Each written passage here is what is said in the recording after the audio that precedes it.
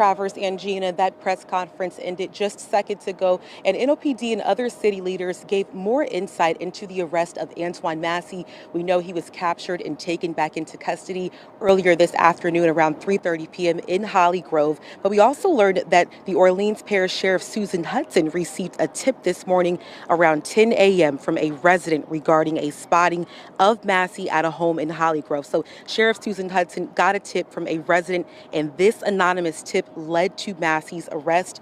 Multiple law enforcement agencies surrounded the home in Hollygrove, and by 3:30 p.m., Massey peacefully surrendered to police. So giving you that timeline again, this started around 10 a.m. this morning when Sheriff Susan Hutson got a tip, and by 3:30 p.m., Massey peacefully surrendered to police. Now, the U.S. Marshal's Office says Massey's arrest was a joint effort between multiple law enforcement agencies, including the Orleans Parish Sheriff's Office, Jefferson Parish Sheriff's Office, State Police, U.S. Marshals, and NOPD. State Police said in their press conference this evening, Massey will be flown to Angola, and that is where he'll be held in custody.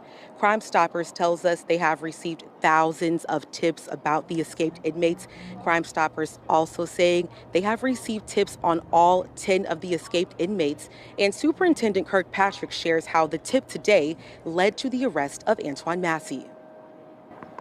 It is the sheriff herself who got the tip from a citizen, and that alone speaks volumes to her legitimacy of relationships that matter. So when the community believes and trusts their police departments and their law enforcement agencies, they work cooperatively.